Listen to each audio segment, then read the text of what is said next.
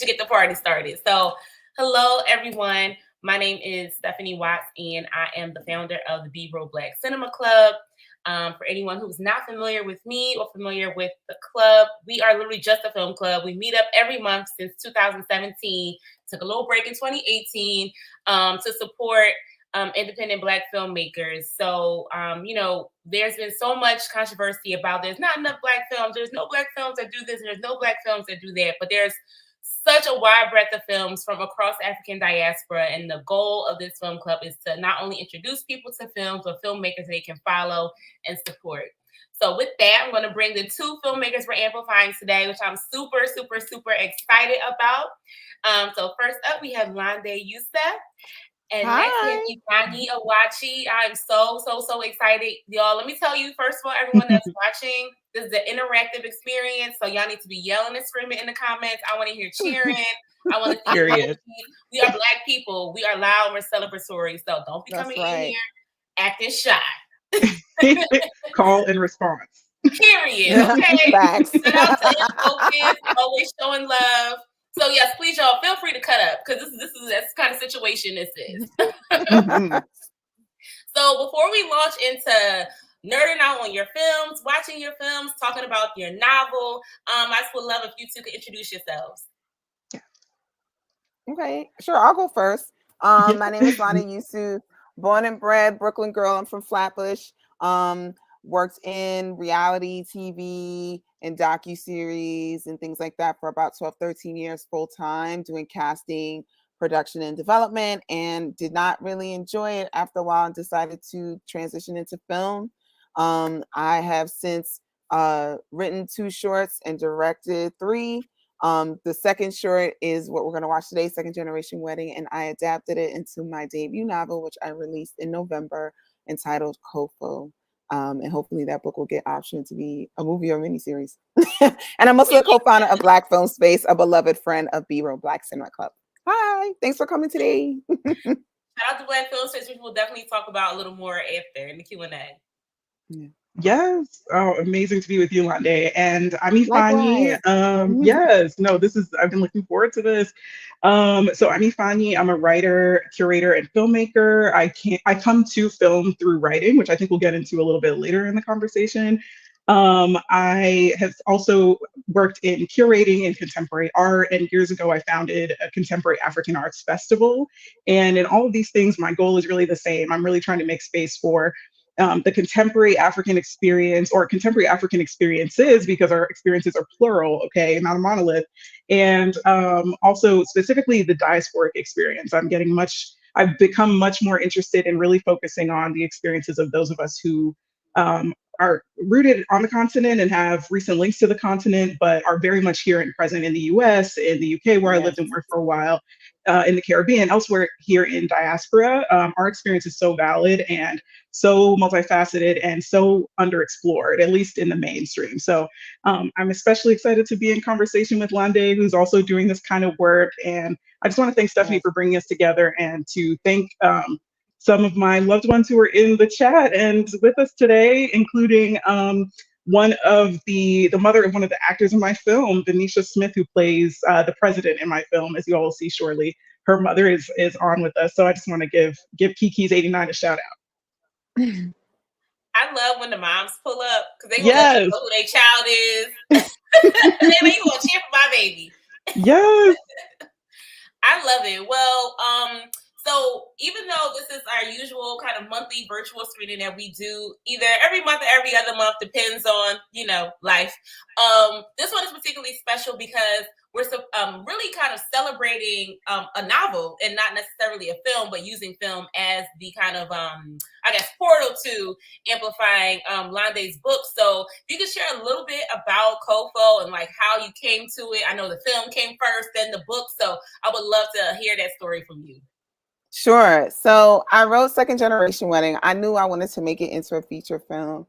And I was like, all right, I'm going to put that together. And like Ifeanyi's commentary like really resonated with me, because I sent it out to people and they were like, well, we think, maybe you should just be in Nollywood exclusively. And then if you're not going to do that, then you should just tell stories from the Black American perspective. And I was like, but I'm not like a full member of either community. Like, I'm Nigerian Mm, American. Like, that's a very mm, specific experience. And I grew up in a neighborhood where like I was surrounded by Black immigrants or Black Americans who are like first generation Northerners. So like being transient and having like a new experience in New York was very much a part of our identity.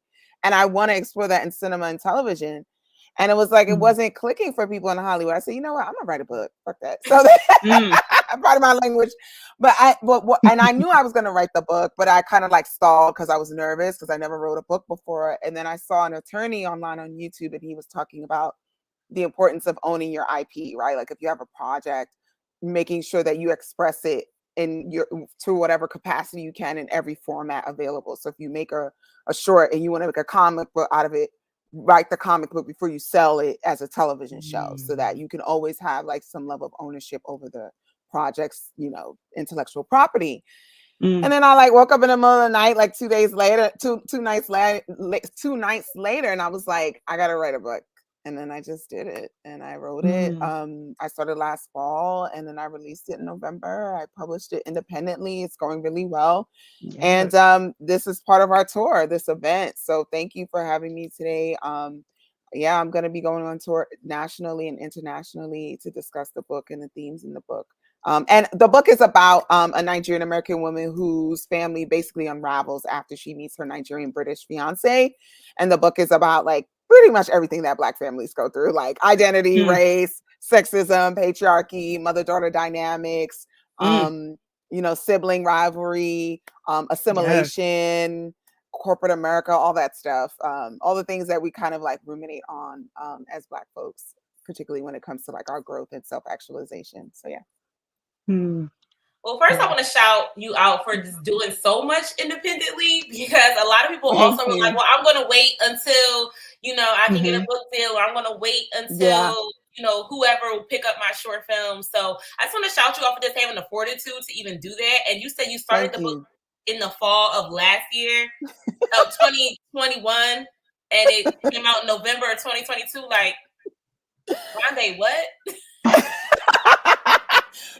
It was easier because I already wrote the feature, right? So I just took Mm. the structure of the feature and like, redid it for like a book and then like just wrote. And obviously much more came out of it than the feature film, but like because I already wrote a longer format of it, it was a lot easier to spill out of me. And I think that really helps me. But yeah. Yes, anyone that's never written a book before, I have not written a book because it can take you years. Yes. So to have it written, published, like written, edited, published in a year is like miraculous. So show some love in the Thank comments for that you. alone. Yes. Like, Thank you Yes. guys. Thank you. so I think that your explanation of what is actually inside the book is a perfect setup to start with the screenings of the films.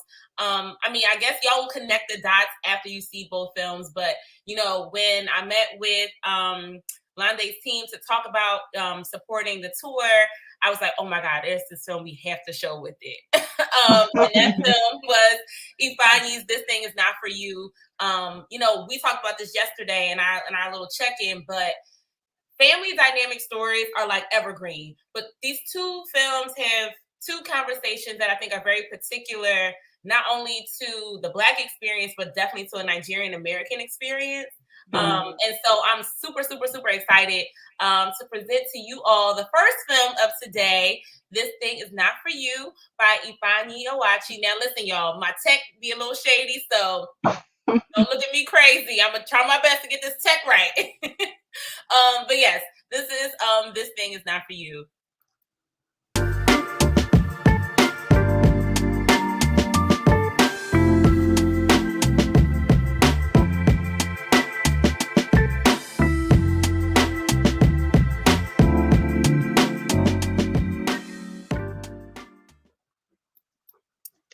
Let's show some love in the comments, y'all. I told y'all, this is call and response energy. So I want to see some yelling and screaming, some hearts, some something in the chat. I'm seeing some. I'm so grateful. Yes. And thank you all for, weighing in during the film as well, sharing your reactions. I love that. It's always amazing to see how the film is resonating. So Thank you so much. And thank you, Stephanie. You know what's funny? And like, I know we're supposed to go to the next one, but I want to say really quickly, I've seen, Hmm. I think, the film like 3 times now, and I always Right. see something new. And Oh. I love that about watching films, like catching something new, catching a Hmm. small detail. Yep. So today my small detail was the Drake. I never noticed the Drake poster in the bedroom. So when I saw Yes. that, I started laughing, and I was like, "Oh, I didn't mute my mic. So I hope y'all didn't hear me laughing." I don't think we heard you. Tech Okay. has been on point. But yeah, that moment with the Drake and Fela posters, if I can just say so briefly, is one of my favorite moments in the film because as we were, excuse me, as we were editing, um, I was looking at that scene and looking at Ifeanyi, the character Ifeanyi, position between those two posters, those two icons, those two worlds, those two genres. And it just occurred to me that I had not seen an image like that in cinema before. Just that kind of representation of the experience of being between Nigerianness and Americanness, and between the cultures of these two people, these two peoples, and these peoples who are kind of we have our intersections, but we have our distinct cultures as well. So for me, that shot actually is a really crucial shot in the film and speaks to so much of what we were trying to do with this story. So I'm glad it stood out to you this time around. And yeah, there's just so much I could say about that. That was so dope. Thank you, Mm, everybody, for showing your love. In yes, the comments, the street said they want a series. They want a part 2. I do Uh, too. Listen, y'all got part 2 money. You got Right, that right, money, mama. You want some McDonald's? You got some McDonald's money. right, right, right. All Thank you right. all so much. So we're bringing Lande back. And we are going to move to Second Generation Wedding. So give me a second, y'all. I already told y'all what's going on with the tech. And again, like, continue to show love, continue to drop any comments, any thoughts that you have, because we do see them. So continue to just keep shouting us out. And Lande, we are so excited to now present your film, Second Generation Wedding. Perfect harmony. Together we can make it. I think it's something that you really should. Like that. I think it's time that I say. Don't know what to say, maybe don't say. All right, everybody. Y'all know what I'm finna say. I want to hear some cheering in the chat. Yes. Wow, wow, wow. So Lande is also another film that I've seen more than once. And I like, okay, after most the previous watches, I'll be like, ooh, this mama a piece of work. But today's watch, I'm like, you need that mom that's going to hold you down like that. That's going to be, I think she's on her a lot. Like, she's on Kofo a lot. But there's something about a woman that just don't play. Like a woman that's just about her business. So I'm giving love to the mama today because she be having my nerves at previous screenings. Yes, she's a piece of work, but there's a a reason to her crazy. Let's just say that. And obviously that's explored in the novel. But yeah. And I love that Liz, the movie girl, said, ooh, the stress. Yeah. That's exactly what planning a Nigerian wedding is. Stress. That's a great word to summarize the entire experience.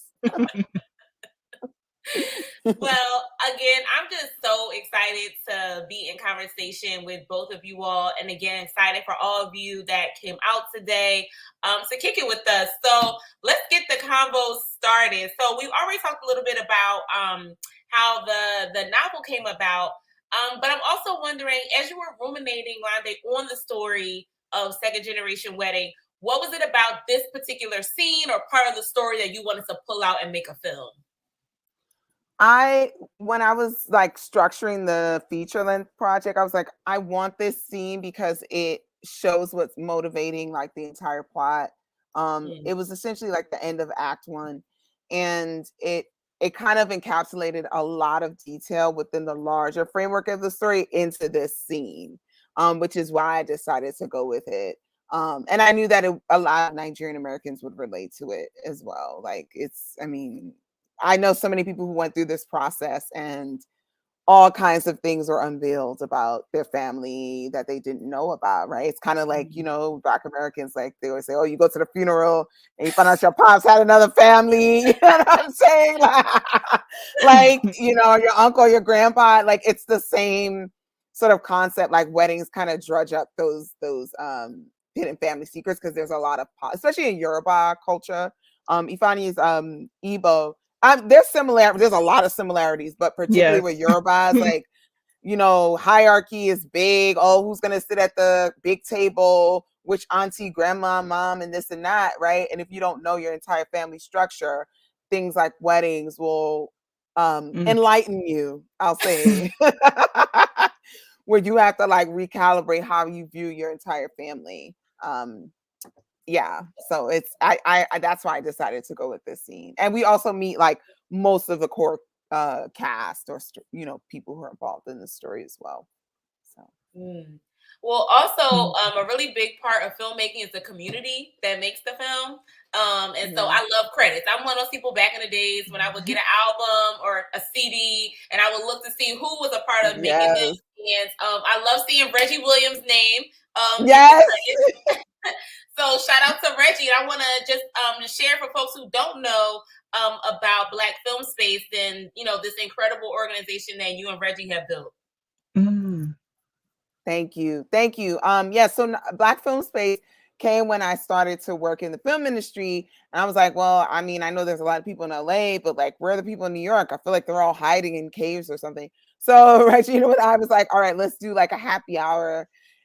I mean, like a brunch, and then it turned into like a happy hour because a lot of people wanted to come. Then we did like a talk. Then we did like a screenwriting workshop, and it just like organically became like an organization. But Black Film Space is now a nonprofit 501c3, and our mission is to provide skill enhancing opportunities for content creators of African descent. So if you're looking for community, if you're looking to gain knowledge to compete in this business that tends to already marginalize us, definitely join our community and log on to blackfilmspace.com. And Stephanie has been a longtime supporter, so I appreciate you giving me the to share. Listen, because y'all be giving people the gems. Like, I mean, it's not just a social organization for folks who aren't familiar. I mean, like, you can literally network with anybody and everybody you want to know. There's master classes. There's like streaming workshops. I mean, anything that you would need to know if you're a newbie or OG in the industry, you can like find your way in Black Film Space. So make sure y'all holler at them, follow them on Instagram. Yes. Because I'm like, y'all, for real, it's a really special organization. So definitely make sure you all tap in.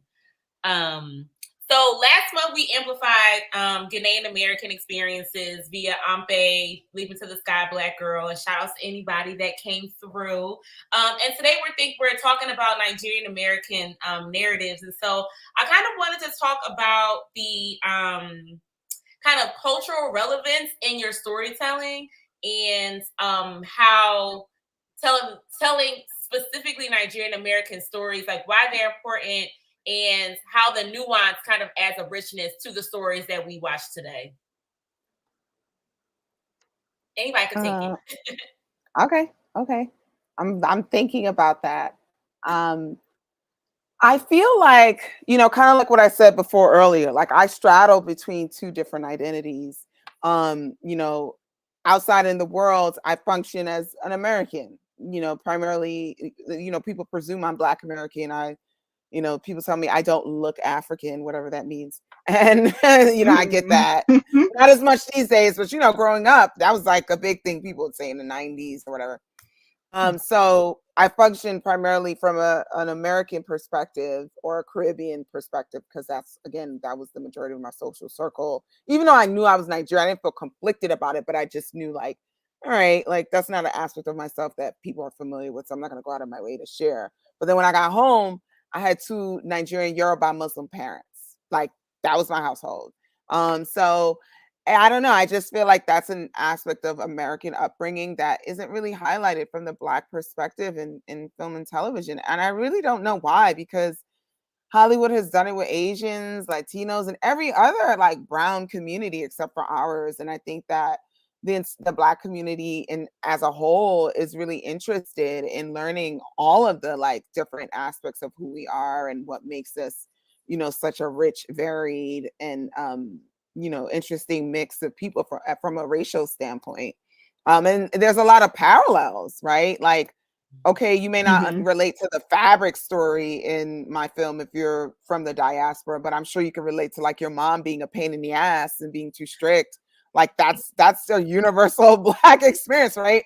So like those Mhm. kinds of things, I was like, I felt confident as a Nigerian American making this film that people would watch it and still feel like they could find a piece of themselves.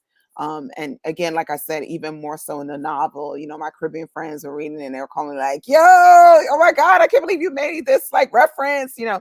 So yeah, I am very passionate about history, anthropology, and just Blackness in general and how it's evolved throughout history.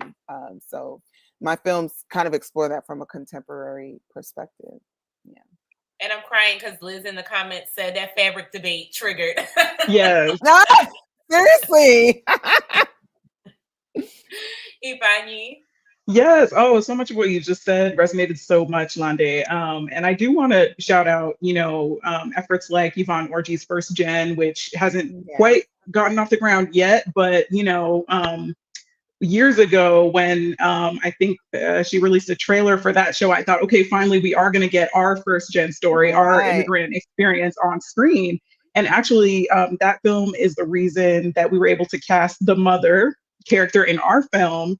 Georgette Inwet, who plays Lota in my film, plays the mom in Yvonne Orji's, at least her kind of proof of concept for her Ah, show.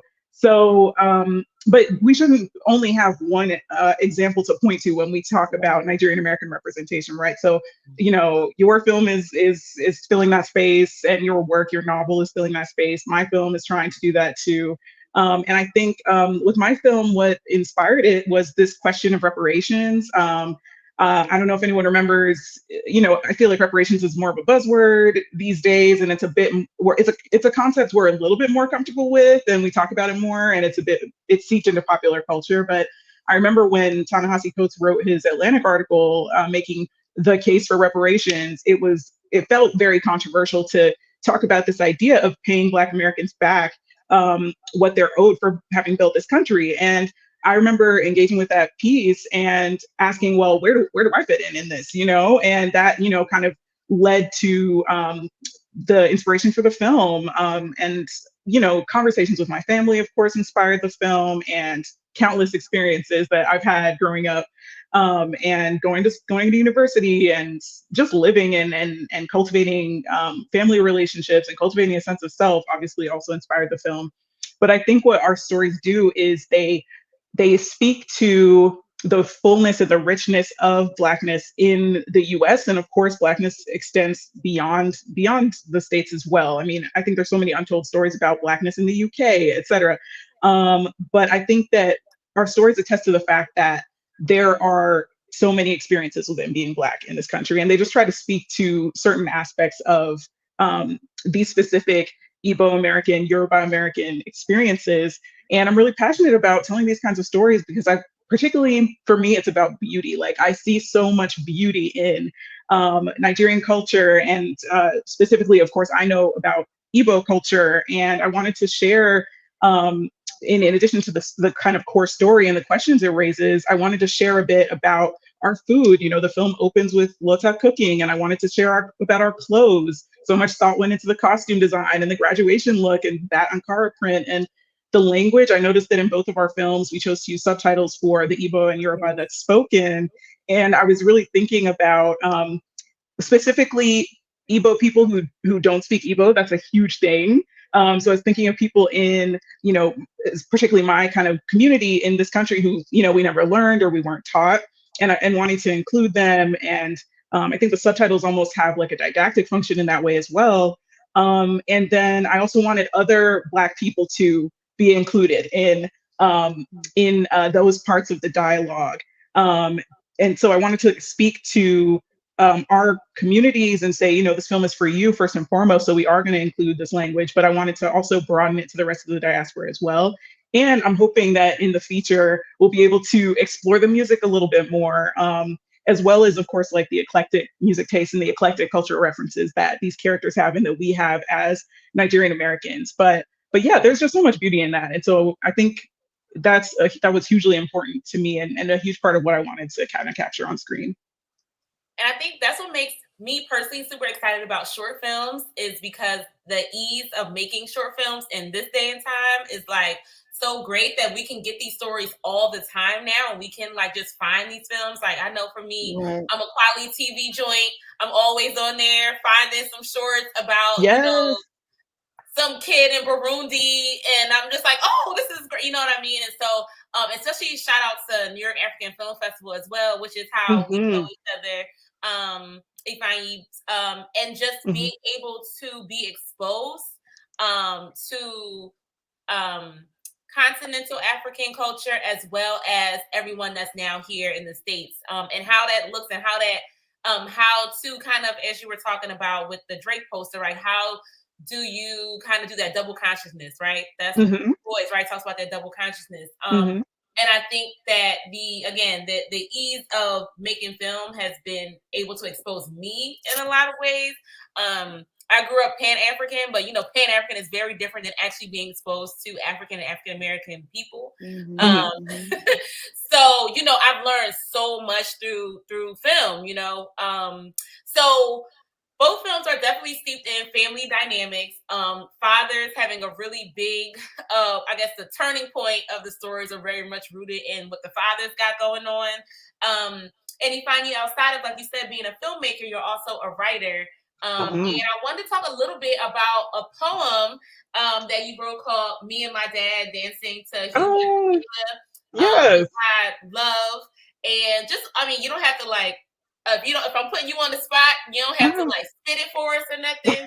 But but I did want to talk about that piece a little bit, because it does really resonate for both films, and just to hear a little bit more about the father-daughter dynamic in the Nigerian culture, because I feel like a lot of times the story is always mother-daughter or son and daughter. So I would love to hear a little bit more about that and the piece itself. Yeah. Oh, thank you so much. There's actually, if anyone's interested, there's a TikTok of me and my dad performing this poem that I wrote that is very much about, our relationship, and about his experience and my observations about what it's been like for him to be in this country and to assimilate and to try to carve out space for himself professionally, personally, while trying to retain his sense of self as an Igbo man, which is such a hugely important concept in our culture. And thinking about the film, one thing I really appreciate about Lande's film is just how much presence and how much space the mother takes up, because women in our cultures really do kind of move things forward. They do so much work between emotional labor, between truly raising, and being a presence and being an active presence in the lives of their children, and holding everything together and sacrificing, right? And in my film, it's very much the father who kind of has center stage, and his relationship with Ifeanyi, who's the main character, who is played by Chidera Ozolu, who's actually in the chat with us, if you want to say hello to him. Yes, also want to shout out Ajwa Duncan Williams, who plays Isioma, who's here as well. Just brilliant actors.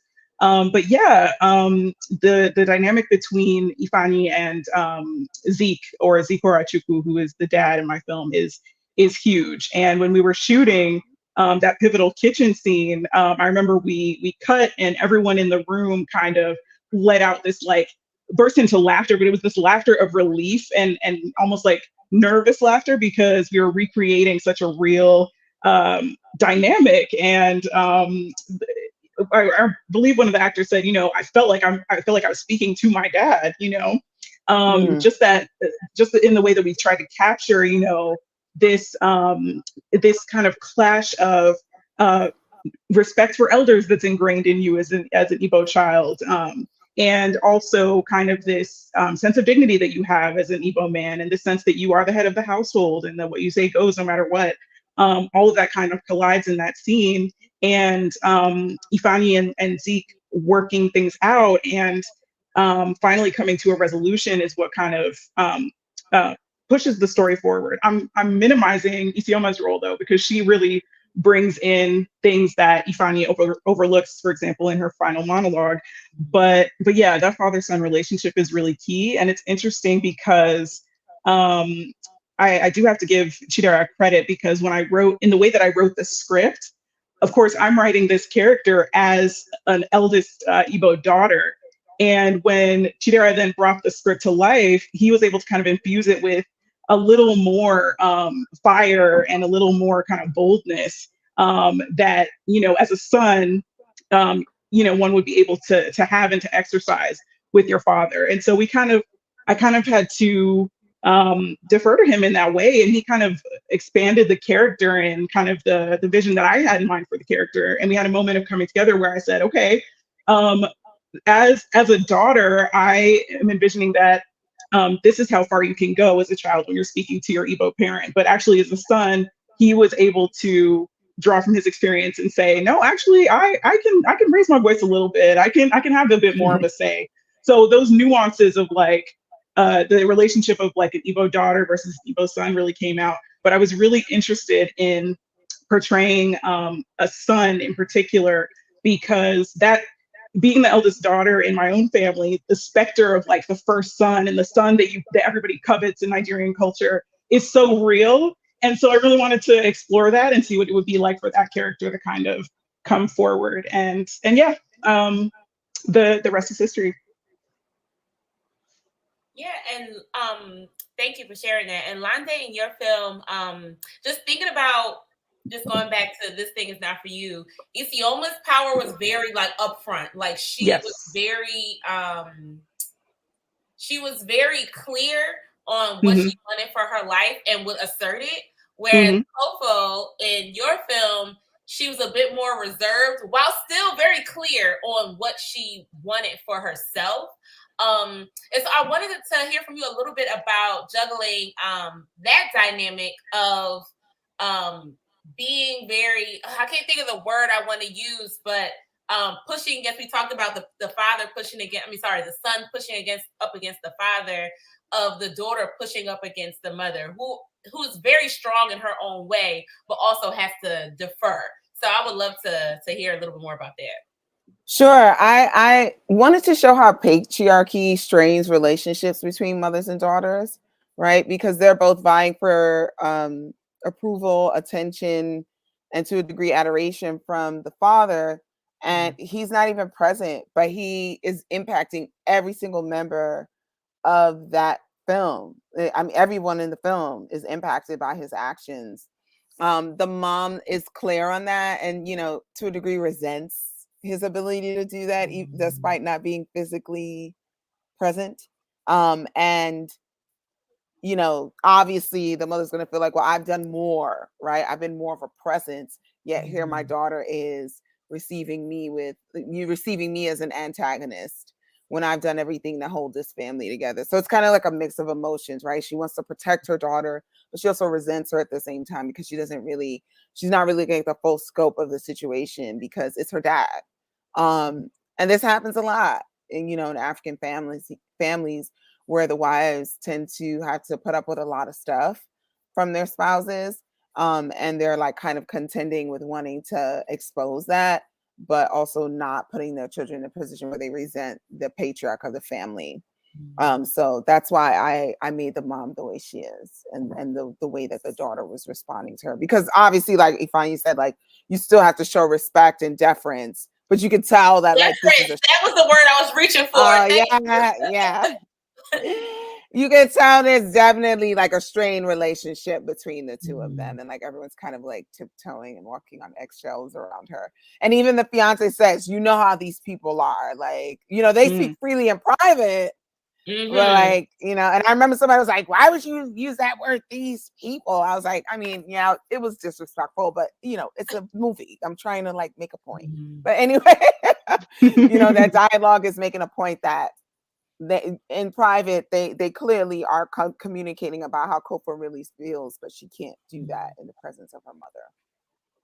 And I think that's important that you showed that conversation of them two kind of walking downstairs to have it, because otherwise it would kind of read as like, oh my gosh, she's such a woman in front of her mom. But it's like, no, like she is a woman. She is clear about the kind of wedding she wants to have. She also is somebody that seems that she'll defend her father to the end, you know, and so being able to see that as well, it's like, oh, her and her mom actually aren't that different in terms of like their relationship, you know? Yes.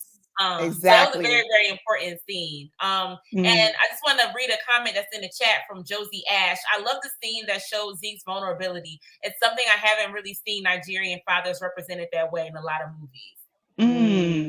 I appreciate that so much. Thank you, Josie. And also, if you have any questions, this is not a dictatorship. Please feel free to drop some questions in the comment box for either filmmaker. Okay, so let's get technical. Anybody that has like come to any of our virtual events ever since our first one, which I think was our first big one, which was when we did the premiere of Juneteenth virtually, we talked about world building, and I was like, "Oh, what is this word?" I love this word. I never knew what the word was to kind of create a landscape around the film. I was like, "Oh, now I can use world building." But I'm all about world building. I'm all about aesthetics, because for me, I grew up like a very voracious reader. And so like as the one that read a lot of books, I would literally be able to see what I was reading, and I would really construct what the people looked like, what the room looked like, what the room smelled like.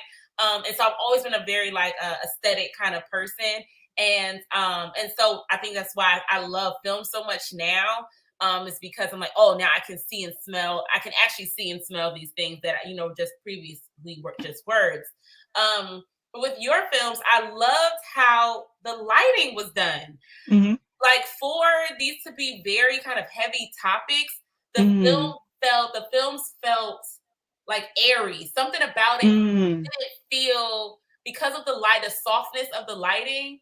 It just didn't feel as bogged down as it could have, these very like deep kind of conversations that are being had. So I just want to hear a little bit more about your decision in terms of lighting for the films. Yeah, okay, maybe I can start since Lande started us off last time. But I really do have to thank you. Yeah, I really do have to give it up to Russell Reed, who was our cinematographer on This Thing Is Not For You, who is so talented and had such a strong vision for how to use the spaces that we shot in, and of course how to light the scenes.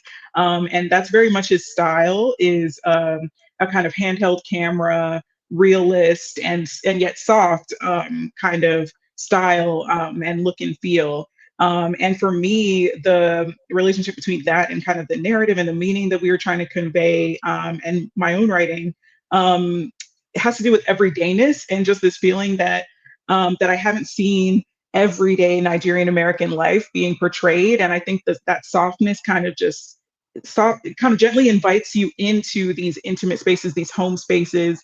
Even when when Isioma and Ifeanyi leave the house, they go to another hotel, they go to a kind of living space, and the lighting just kind of invites you into these really private rooms and conversations, and at times really raw conversations that these characters are having, and as you were saying, Stephanie, these hard questions that they're grappling with.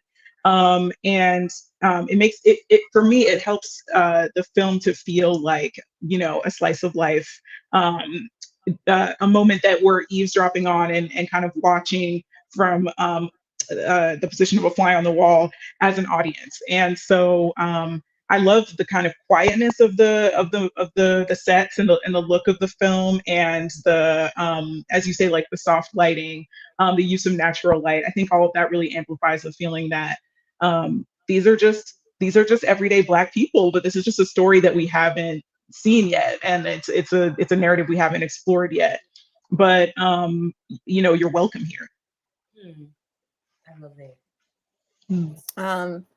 So I decided to go with the lighting, the decor, the wardrobe, like all of it was kind of like cohesively decided on by me. I was like, I don't want this film to look heavy, because aesthetics and presentation and performance is like a big part of this family story, and it's like commentary I'm basically making on my community, right? Like the performance of success, yet having all these like secrets that we don't really address because we want to appear like we have it all together when we don't.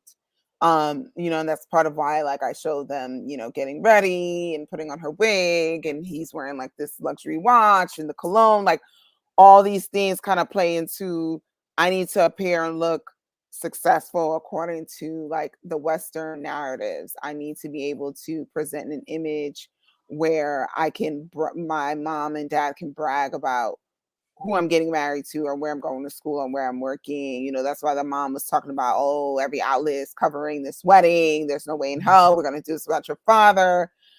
So that's why I decided to go with like the visual aesthetic for this film that we went, and wardrobe was like, I was like a stickler for wardrobe. I was like, they have to look like they have money, because that's a huge part of what the story is about. Needing to like save the image of the family unit. So yeah. No, I think it's really dope because a lot of Black film in general, regardless of where you're at on the map, is expected to be very bright, very loud, super colorful. And there was just something very like soothing about a softer palette. And I love what you say, Ifeanyi, about feeling welcome. Like it felt like, I don't know, it just didn't feel as brash. And sometimes I like the loud color, right? But I think for something that's so heavy in terms of conversation and things to think about and ways, and the way you'll walk away from a film, which is very nice to kind of come into something that felt soft, like you're falling on a pillow, even though the pillow is full of all kinds of like drama and it's about to turn into some cumulus clouds, Yes. So we're all about shouting out people, amplifying folks. So I would love to hear from you all about any Nigerian or Nigerian-American or British Nigerian filmmakers that you all are excited about that we need to tap into. I know. I wish I was better prepared for this question. Yeah. I know. I know more like actors.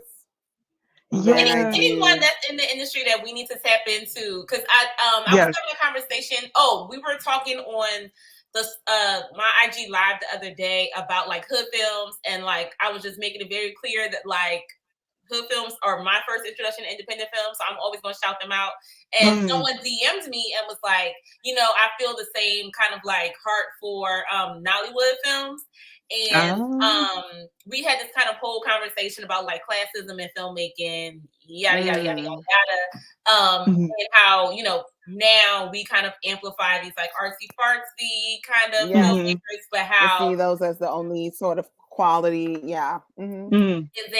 So and then it started to come into a thing of like, oh well, if the larger community, right? I hate the word community now. It's like what community are we talking about? But for lack of a better word, if the larger community was aware of some of the more artsy fartsy filmmakers, I think that they can all coexist together. But it's like the lack of exposure, which is really why I started the film club, because like I didn't know who a lot of filmmakers were. Like I knew Spike Lee, I knew the Hughes brothers, like whoever was down to the AMC. And as I've continued to do this film club over the last 5-6 years, I've also been adding to my like kind of Rolodex of folks, filmmakers who I didn't know before. And so I'm always trying to be like, oh, well, did you hear about this person? Did you hear about this person? Or, just sharing out. Because we should all know and all of them deserve to be part of the canon, not just whoever went to, whatever fancy film school. So that was really the heart of the question. So y'all can either jump in with names or just jump in with thoughts. Yeah, some names are coming to mind now, thankfully. So I definitely want to shout out Tomisin Adepeju, who's from London, British Nigerian filmmaker, who has an amazing short called Appreciation, that if you like this kind of quiet aesthetic and these stories that just offer you kind of a snapshot into a character's life, a really fully formed character's life, and again, hinging on women and Nigerian mothers, I really recommend Appreciation. Just a beautiful, beautiful film. Oh, someone just shouted out the Evo sisters. I just saw Hunt for Jesus, and that was brilliant. So yeah, not necessarily like a Nigerian American story, but you could maybe think about how, church is a huge part of Nigerian I was American gonna say life, it could fit right? to the Nigerian community for sure. The same things Yeah, going on yeah. over there. Yeah.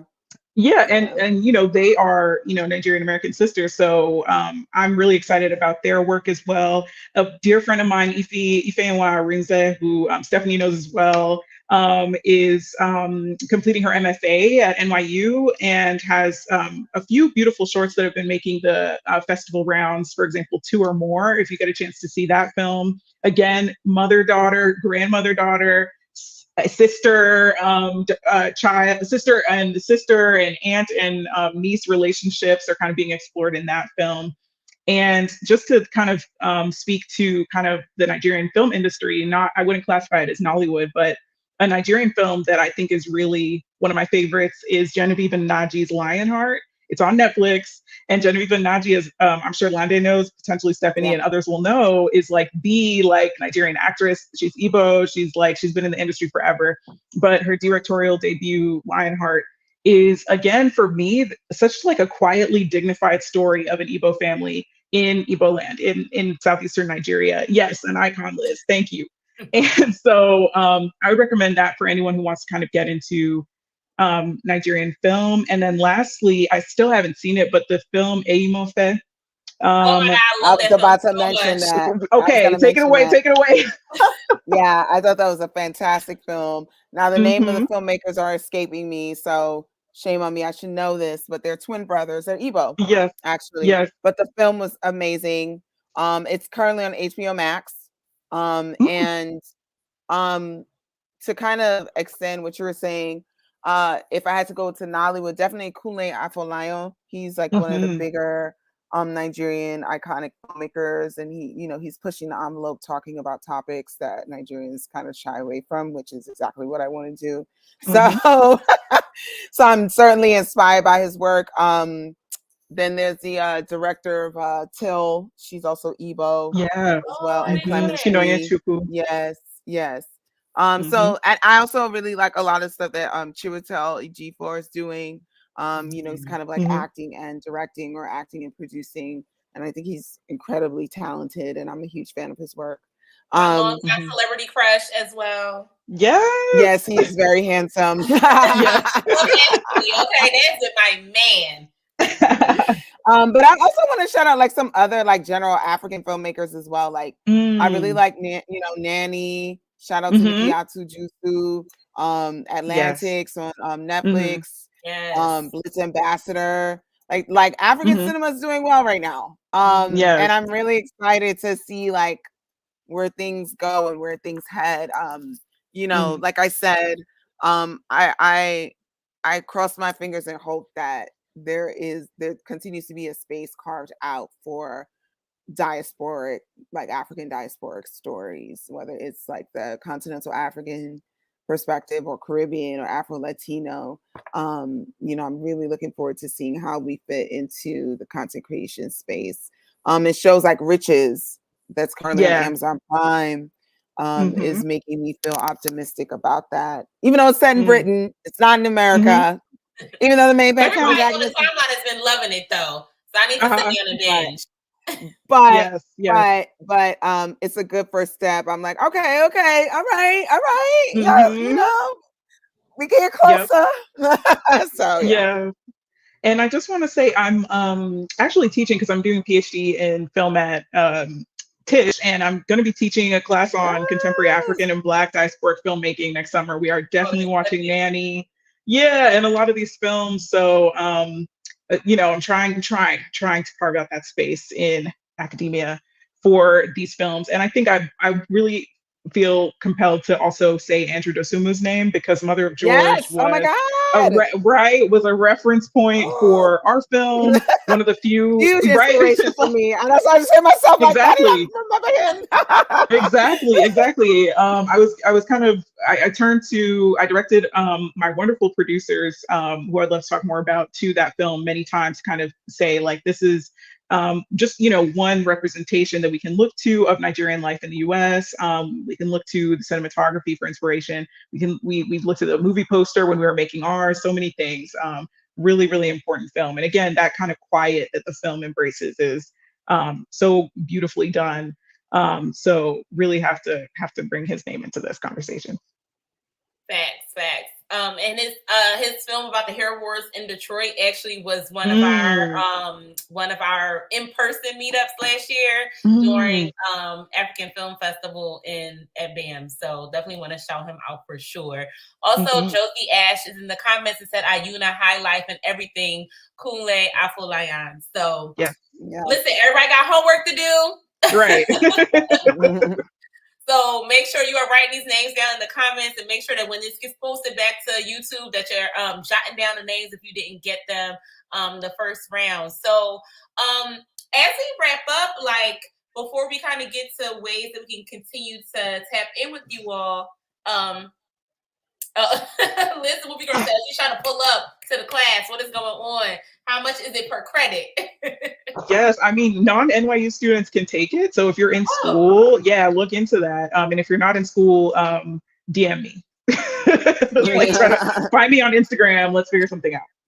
Yeah, see, this is what I'm talking about. Community, networking, finding family through film, which is like why we do this thing in general. Is that like even my hope is that you all like build relationship out YouTube, build relationship outside of absolutely, and then post in the comments hollering at both filmmakers and not just on some like, you know, hey, what's up? But also like, how can I be a part? How can I learn from you? This is what I can offer you. Like, this is just a way for folks to meet each other that probably wouldn't intersect any other way because we're in whatever part of the world or we're just being shy. So, you know, well, before we kind of wrap, is there anything that you all want to leave with viewers from both of these films? So much. I would say, well, definitely read Kopo because it'll really provide a lot more context to this story. And that, you know, I think that we can use cinema as a tool to dredge up uncomfortable discussions in our community. And I hope that my film, my book, and any other project that I work on accomplishes that.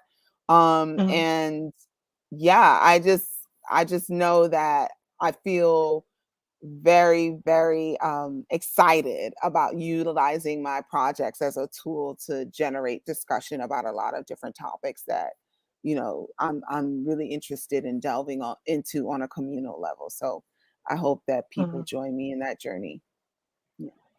Yes. You said a couple times, Lande, this thing about uncomfortable truths. And I keep internally, I'm just going, yes, because that's so much of what I'm trying to do too with the film. One of the actors, Enna, described our film as like airing our dirty laundry as Nigerians and as Igbo people, etc.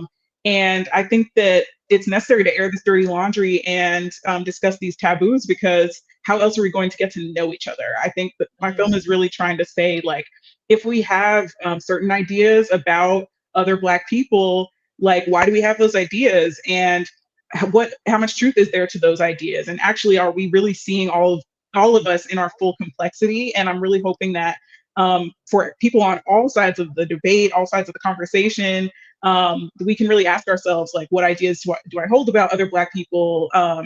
You know, if I'm African American, how do I think about Africans? If I'm African, how do I think about African Americans, people from the Caribbean? If I'm British, how am I looking at Black Americans? You know, and I want us to really seek to know each other. And I'm hoping that my film has like shared a little bit of the diasporic Igbo experience so that we can start to get to know each other a bit more. Because I really don't think we're going to be able to move forward without solidarity that's based on that true knowledge. So I hope it can spark those conversations. I hope you all go away and, you know, tell other people who aren't here today about the film, and look out for future opportunities to see it. And I hope it makes you talk and chat and have conversations with your friends, your family, your community about, you know, what it was trying to explore and suggest. So yeah.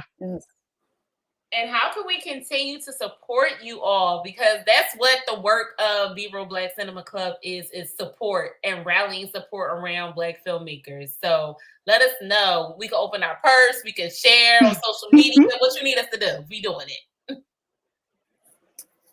Caught my book, Copo. I definitely put the link in the comments. So that's the number one thing you could do. And then also just follow me. Follow me on social media. My handle's in my name, and connect with me if you want to have any additional conversations. If you're interested in hosting a discussion that combines my book and my short film Second Generation Wedding in your spaces. I'm currently on tour nationally and internationally.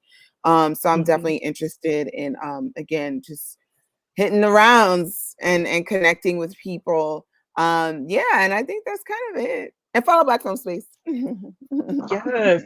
Yeah, similarly, as I was saying, I really want to gather Black people, especially around this film, and have conversations. So if you want to bring the film to your community or your group, please reach out. Let's see what we can do. And I think everyone should be trying to bring both Lande's film and mine to your school. If you're at a university, tell your professor about us. We'll come and talk about it. And then finally, I think we both want to make features and expand our stories to TV as well. So if anyone on the, here is in the industry, I think we're both very equipped to tell these stories in at length in these mediums as well. So reach out. Yes. And also I have a newsletter on my website. If you want to sign up, I let my subscribers know about screenings of the film. So if you want to know about feature screenings, please visit my website, ifeanyiawachie.com. I will give that link to Stephanie to maybe put in the chat for me. Okay. I got you. I'm on it right now. Awesome. Oh, I thought you were going to talk a little bit longer. Hold on. Look, y'all. I'm trying to hurry to the newsletter because I want to drop it in the chat in real time before we get out of here. But right. I do want to thank everyone so much. I'm just going to drop the website, and y'all know how to use the internet. Thank you all so much for sticking around, for being a support, sharing out on social media, and just like coming and kicking it with us. Because again, like, everybody's back outside now, which means everybody is busy, and y'all decided to chill out on YouTube on a random Sunday afternoon. So, I thank you all so much. Lande, Ifeanyi, I'm so excited we made this happen. Yes, we did. Like, it's really like special that like I made part of my life talking to filmmakers, and this is like, just an extension of something that became a new interest to me. So every time I do this, I'm kind of fangirling myself about it. It gets old to me. So I'm really, really appreciative of you all for sharing your gift with us and giving us a teaser, because we are manifesting the web series, the TV series, the film, and we'll be back around to screen those too as a family once those projects come out. So thank you all again. And this the Q&A will be up at some point. So make sure that you're following B-Roll Black Cinema Club on Instagram for the rebroadcast of this live, as well as our future meetups. So it's February, so you're about to get real busy. So looking forward to convening with you all again, and happy Sunday. Happy Sunday. Bye. Thank you so much. Thank you.